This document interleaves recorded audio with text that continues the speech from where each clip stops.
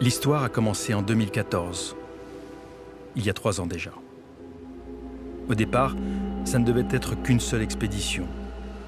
Mais voilà, ce que Laurent Balesta et son équipe découvrirent les fascina tellement qu'ils ne purent s'empêcher de revenir à chaque nouvelle saison, ici, à Fakarava.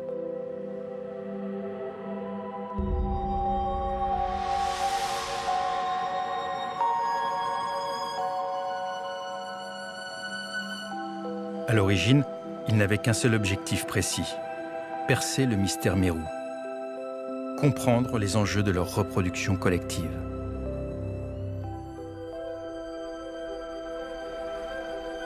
À cette occasion, Laurent accomplit un très vieux rêve, une plongée de 24 heures à 20 mètres.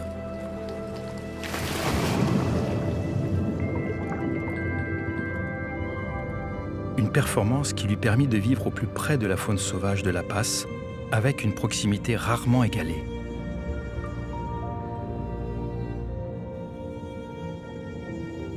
Mais bien que focalisé sur l'étude des mérous, la vraie surprise vint des requins. Jamais auparavant, l'équipe n'avait été confrontée à une telle densité de requins gris de récif. Les plongeurs se prirent au jeu de les compter. Méthodiquement, ils répétèrent l'opération à de nombreuses reprises pour parvenir au chiffre impressionnant de 700 requins gris, soit la plus grande densité au monde connue pour cette espèce. Ce résultat fut même validé par une publication dans la revue Marine Écologie.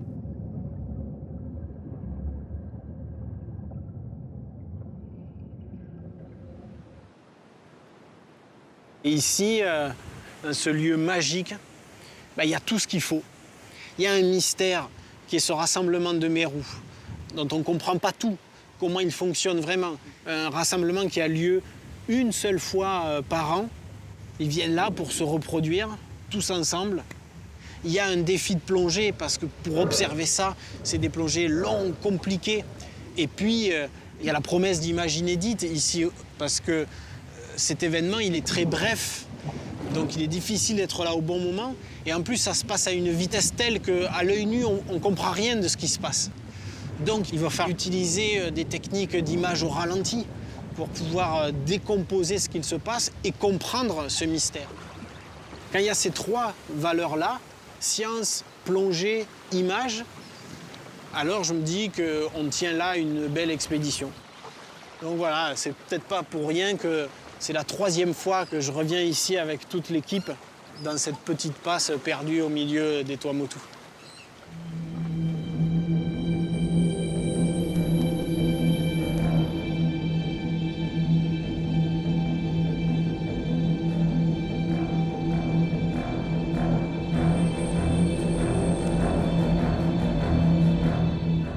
En 2014, j'ai découvert ces chasses de requins qui sont à couper le souffle et que j'étais loin d'imaginer.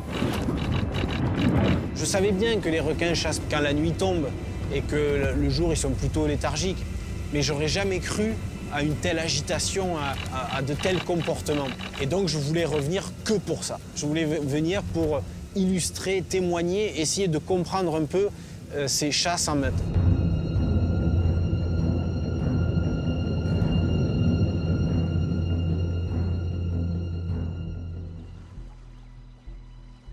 Depuis la première heure, c'est la même équipe qui opère sur les projets Gambessa. Cédric, le plongeur logisticien, toujours là pour anticiper les problèmes qui ne manquent jamais. Yannick, le plongeur caméraman, et ses étonnants réflexes pour saisir à grande vitesse les comportements animaliers les plus furtifs. Et puis Manu, le plongeur technicien vidéo, toujours à la pointe des dernières technologies en matière de prise de vue. Et à Fakarava, il y a Sané Richemont, le propriétaire des lieux depuis 20 ans, plongeur, amoureux et protecteur de la passe qui se trouve devant chez lui.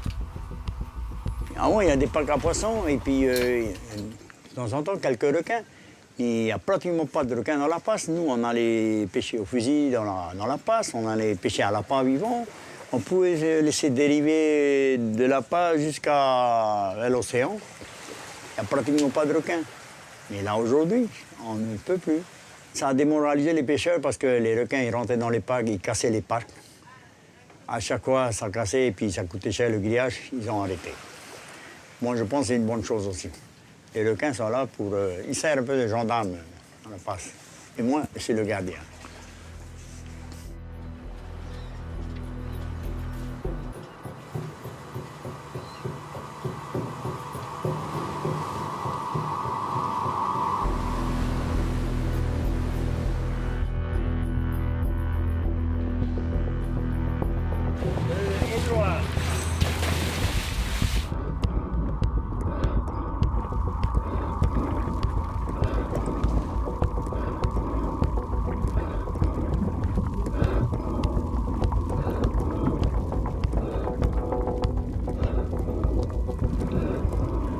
Cette démarche d'illustrer, c'est la même, peut-être, que celle des hommes des cavernes il y a 30 000 ans, qui voyaient une nature autour d'eux qui les dépassait complètement, qui les fascinait, des animaux sauvages, qui leur faisaient peur, qui les impressionnaient, et ils les dessinaient dans les grottes.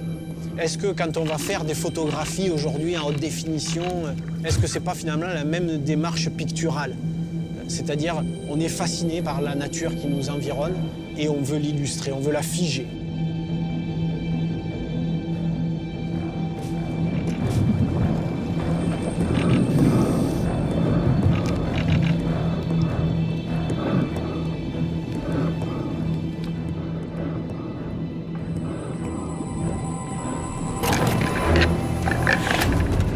Quand on voit comme ça une masse de 50, 100 requins fondre sur une seule petite proie de quelques kilos, c'est démesuré. Et ça remet même en question les principes qu'on a sur le fonctionnement d'un écosystème. On dit toujours, dans un écosystème délimité, il y a un grand nombre de proies pour un petit nombre de prédateurs. Et c'est comme ça que ça s'équilibre. Quand on plonge dans la passe, l'impression qu'on a, c'est tout le contraire.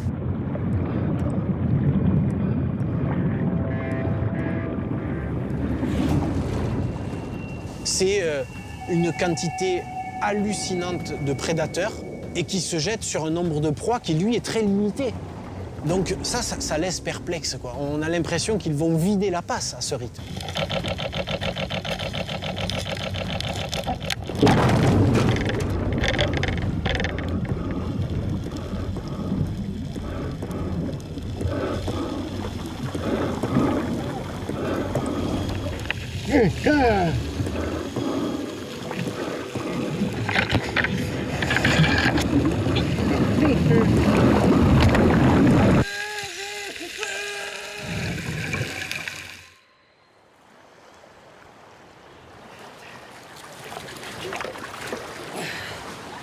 Ils ont niqué mon moniteur.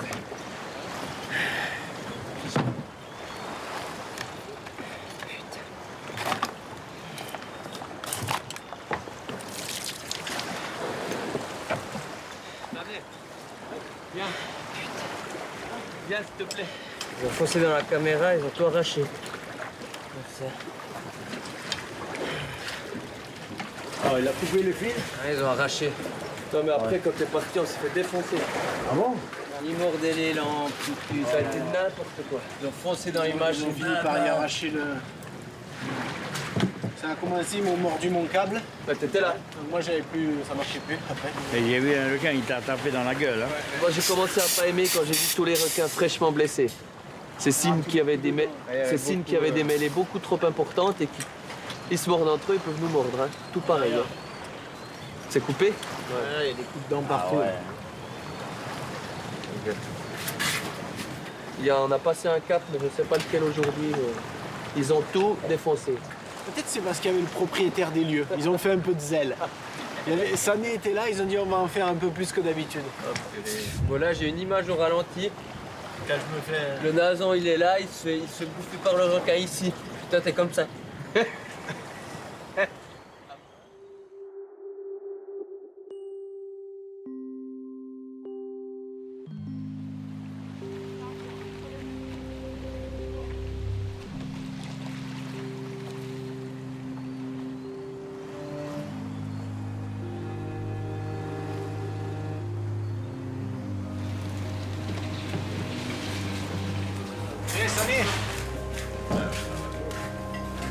voir quelques images?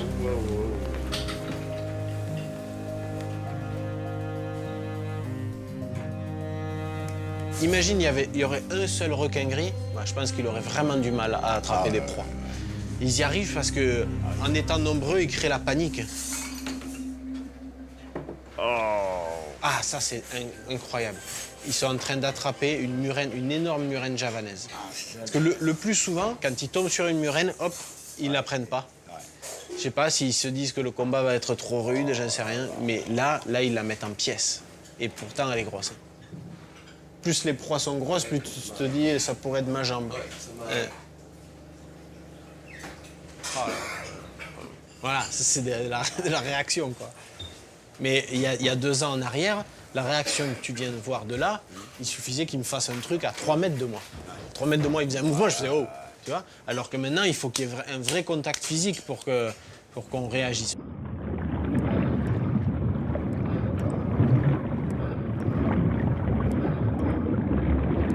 La nuit, ils chassent les requins.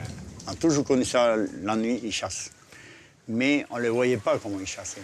Les Polynésiens, ils ne chassent pas la nuit. Ils pêchent les langoustes la nuit, mais sur le récif, mais pas dans la passe. Ils ne vont jamais dans la passe, les Polynésiens. Ils ne sont pas très curieux, ils sont beaucoup plus prudents aussi. Ils ne prennent pas des risques, ils ne veulent pas prendre des risques. Le soir, ils sont à la maison, ils ne sont pas dans la passe, alors que Laurent, la nuit, il est dans la passe. Et c'est une bonne chose parce que ça m'a fait découvrir beaucoup de choses que je n'aurais jamais vues si Laurent n'était pas là.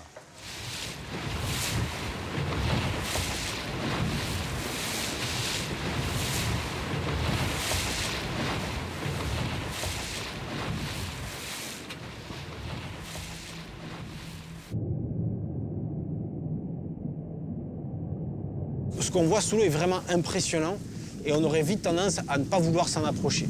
La curiosité a fait qu'on y est allé petit à petit, étape par étape, et on s'est aperçu qu'ils sont focalisés sur les proies et que si nous, on a un comportement adapté, c'est-à-dire que nous, il faut qu'on garde notre calme, qu'on accepte de se faire bousculer par les requins sans broncher, sans réaction de panique, alors on peut être là-dedans. On peut être dans cette meute de requins et voir comment ça se passe au cœur de la boule de requins qui se forme au moment d'une chasse.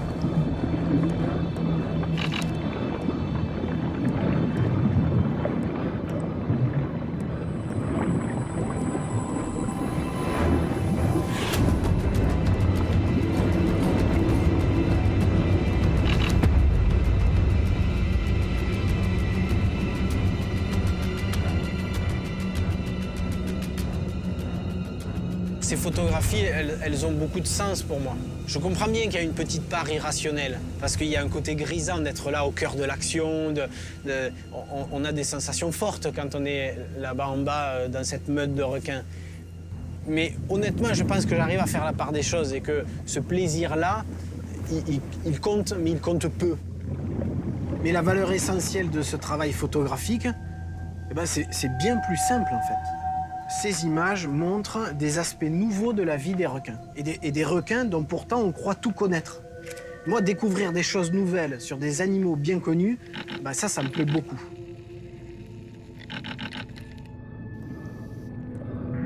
Et puis tous ces comportements, ils sont authentiques, naturels. Et c'est si rare avec les requins. Il faut savoir que 90% des images de requins, c'est toujours des comportements provoqués. On a appâté, on a nourri. Là, il y a eu 0% de feeding. C'est des comportements complètement naturels.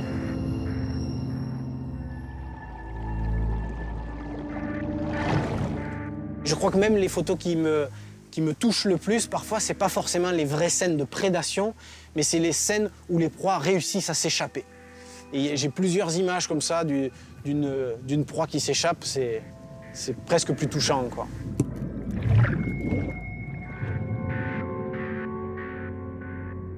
Et puis c'est des comportements tellement rapides que je dois essayer d'anticiper et même d'imaginer à l'avance la photo idéale.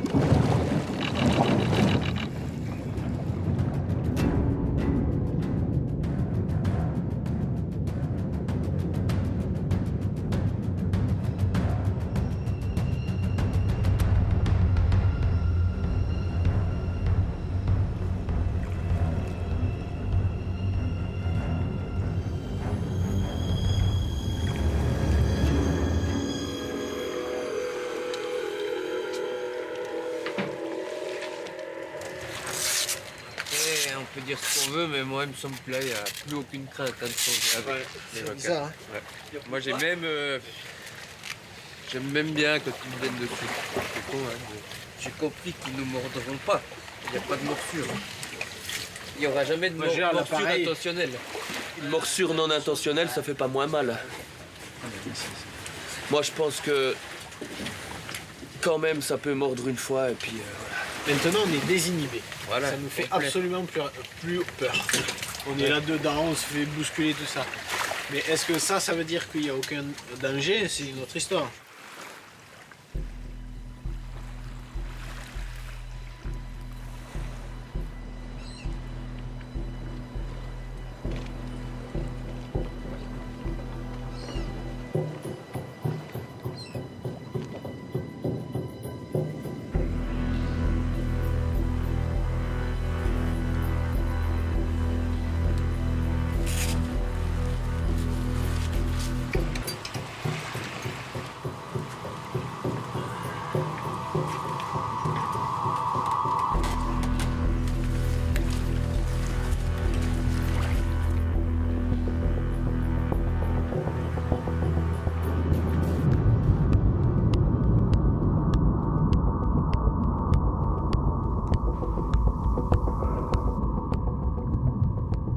La question qui m'intéressait, c'était de me dire, est-ce que cette violence qu'on voit, est-ce que ces chasses sont totalement anarchiques et désordonnées, ou est-ce qu'au contraire, là-dedans, il y a quand même une certaine organisation?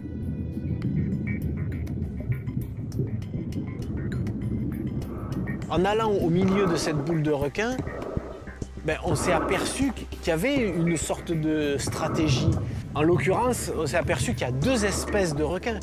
Il y a le requin corail, celui qu'on appelle aussi le pointe blanche du lagon, et qu'ici en Polynésie on appelle le mamaru, et les requins gris. Les requins gris sont très nombreux, c'est eux qui sont 700 dans la passe. Les mamarus sont beaucoup moins nombreux, mais ils sont essentiels. Eux, ils se déplacent vraiment sur le fond. Ils explorent chaque petite cavité. Ils sont capables de rentrer dans le corail, voir s'il y a une proie, et sortir en marche arrière alors que les requins gris ne sont pas capables ensuite de reculer. Alors ils attendent que le requin corail débusque une proie et à ce moment-là, les requins gris se jettent dessus. Et ça, c'est une observation qu'on a pu faire parce qu'on est allé au milieu de ces chasses de requins en meute.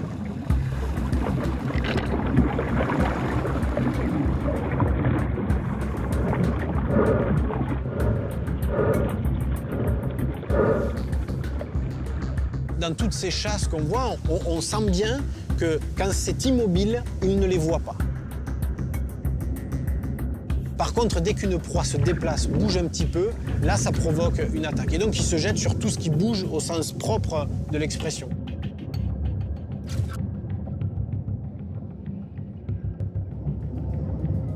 Les mérous s'en sortent plutôt bien parce qu'ils ont une attitude assez zen, un peu la même que celle que nous, on a essayé de développer, c'est-à-dire de se laisser bousculer par les requins sans trop réagir. Et c'est comme ça que finalement, l'attaque s'évite le mieux. Alors évidemment, ils se font capturer quand même parce qu'ils sont tellement nombreux que tôt ou tard, des centaines et des centaines de mérous se font attraper. Et ça, c'est émouvant parce que ces mérous, ils viennent ici pour donner la vie, pour se reproduire. Et bien souvent, ils vont trouver la mort, quoi.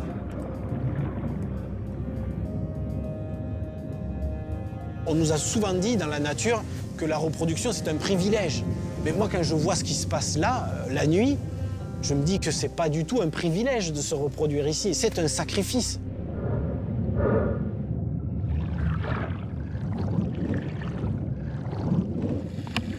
Hey.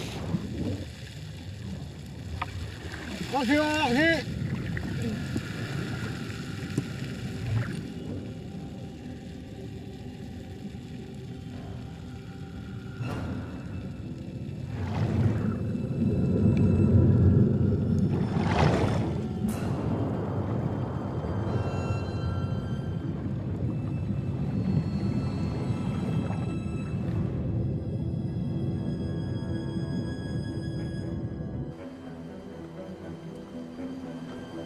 je me suis fait mordre.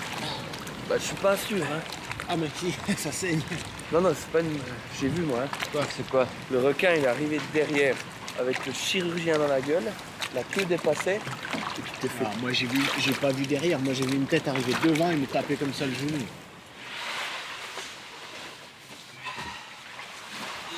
Non, il y a du point, il y a Ah, y a rien du tout là. Il y a 6 points de suture pour refermer ça. Tu mets pas d'hystéristique là. Non. Non, non, il y a 6 points de suture. Alors c'est sûr que c'était pas à l'os, mais la peau ça secoue. Hein. Vous ne recoudrez pas le genou, ni l'un ni l'autre, ok? Voilà. Allez, d'accord.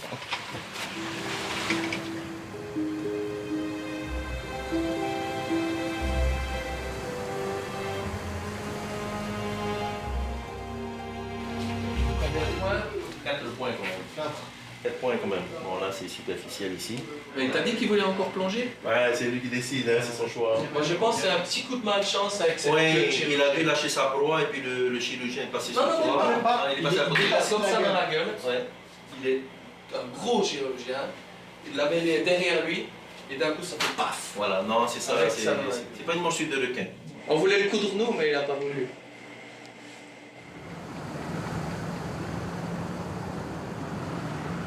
Profitant de sa convalescence et dans la perspective de mener une grande étude sur le comportement des requins dans la passe des atolls, Laurent a demandé au scientifique Joanne Mourier de le rejoindre afin de préparer un protocole d'étude sur le suivi en temps réel des mouvements de la meute de requins. De toute façon, t'en as déjà pêché, ça se passe bien. Oui, oui.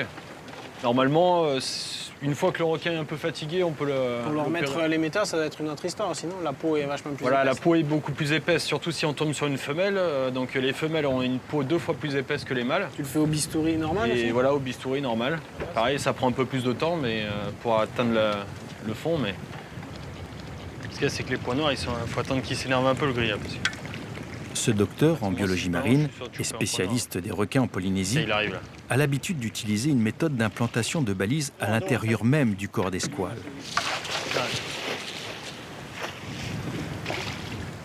On essaie d'inciser tout doucement.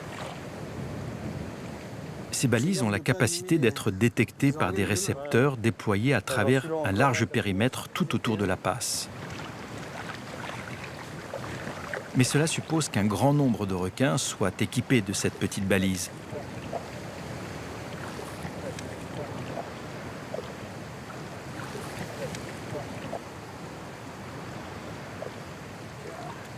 Fais gaffe à ton doigt quand même. Hein.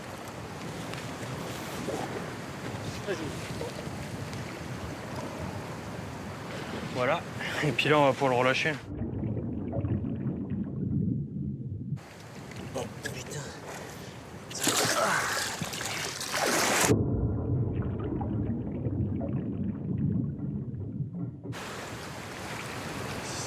C'est violent quand même. Hein.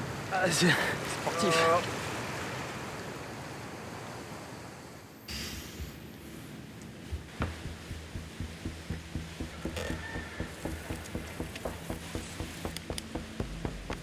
Si l'on veut vraiment connaître les mouvements des requins, il faudra une méthode plus efficace. Il faut que nous puissions réellement suivre leurs déplacements. Pour ça, il faut des émetteurs plus puissants, donc fixés sur la peau et non plus implantés sous la peau.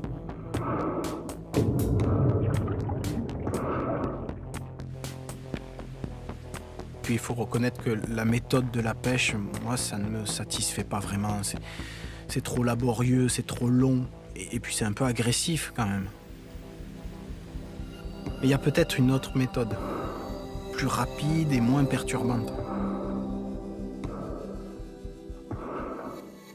En fait, nous nous sommes aperçus que nous pouvions hypnotiser les requins.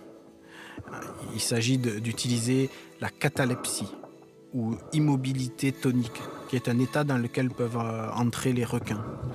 En fait, la chose est connue, hein. Mais ça a toujours été réalisé sur des requins déjà au repos, habitués aux plongeurs. Et en fait, on ignorait que c'était possible même sur des requins surexcités, obsédés par la chasse.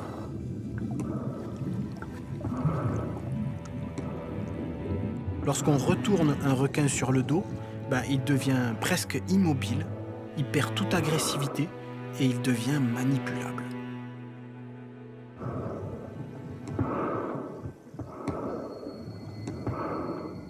là, du coup, j'ai réalisé que nous pourrions facilement fixer une balise multifonction sur son dos, quoi. Je crois qu'il faudrait même peu de temps pour que nous parvenions à équiper une centaine de requins, une meute entière, quoi. Nous aurions alors tous leurs déplacements, et même quand nous ne sommes pas là. Et surtout, on obtiendrait la toute première modélisation spatiale de leur chasse nocturne.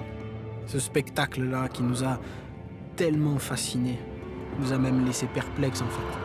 Mais désormais c'est différent, on tient une méthode. Alors fini le temps de contempler, on peut enfin comprendre.